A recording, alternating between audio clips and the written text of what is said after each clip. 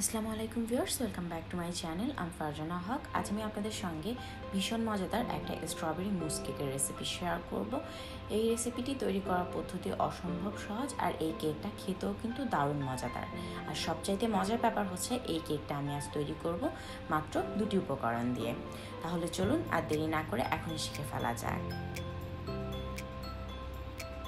কেকটা তৈরি করার জন্য আমি একটা মিক্সিং বোলে প্রথমে 170 গ্রাম পরিমাণে জেলিটিন নিয়ে নিচ্ছি।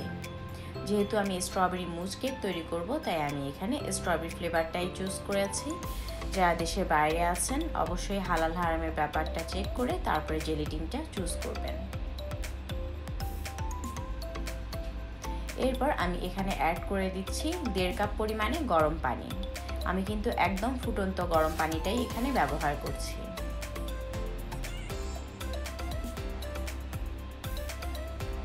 তারপর এগুলোকে খুব ভালোভাবে একটু মিশিয়ে নেব। যেহেতু পানিটা গরম, সেহেতু জেলিটিনের মধ্যে যে দানাদার অংশগুলো আছে সেগুলো খুব সহজে মিশে যাবে।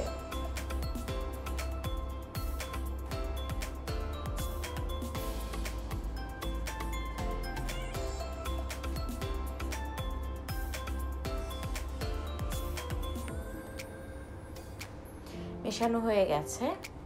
এবার আমি এখানে অ্যাড করে দিচ্ছি 1 কাপ পরিমাণে একদমই ঠান্ডা পানি। পানিকে অবশ্যই ফ্রিজ থেকে বের করে সেই ঠান্ডা পানিটাই ব্যবহার করতে হবে।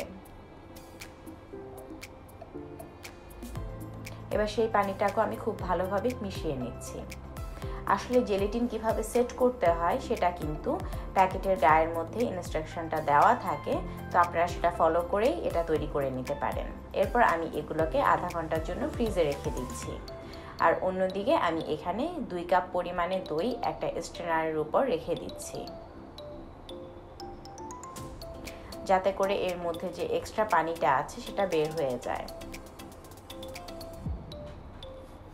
এবার এই 2 কাপ টক দইকে আমি আধা ঘন্টার জন্য রেখে দিচ্ছি। আধা ঘন্টা পরে আমরা পরবর্তী স্টেপে যাব। মোটামুটি 30 মিনিট পর এখানে জেলিটিনটা 70% মতো সেট হয়ে গেছে, আর অন্যদিকে দই থেকেও এক্সট্রা পানিটা ঝরে গেছে। এবার টক দই আর জেলিটিনটাকে আমি একসঙ্গে মিশিয়ে দিচ্ছি।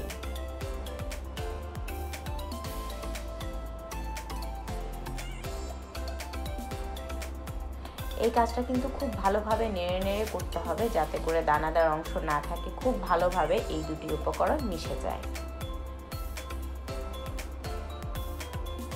ভালোভাবে এগুলো মিশে গেছে। এরপর কেকটা সেট করার জন্য আমি এখানে একটা 7 ইঞ্চ মোল্ড ব্যবহার করছি। মোল্ডের মধ্যে সবগুলোকে একসঙ্গে ঢেলে দিয়েছি। এবার এটাকে মোটামুটি 4 ঘন্টার জন্য ফ্রিজে রেখে দেব।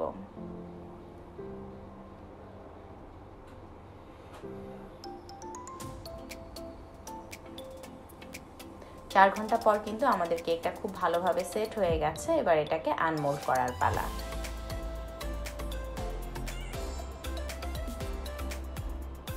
তৈরি হয়ে গেছে মজাদার মুজ কেক। এবার কেকটাকে একটু সুন্দর করার জন্য একটু সাজুগুজু করিয়ে দিচ্ছি। এক্ষেত্রে আমি পাতলা পাতলা করে স্ট্রবেরি কেটে ব্যবহার করেছি। কেমন লেগেছে এই মজার কেকটা কমেন্টস বক্সে অবশ্যই আমাকে জানাবেন।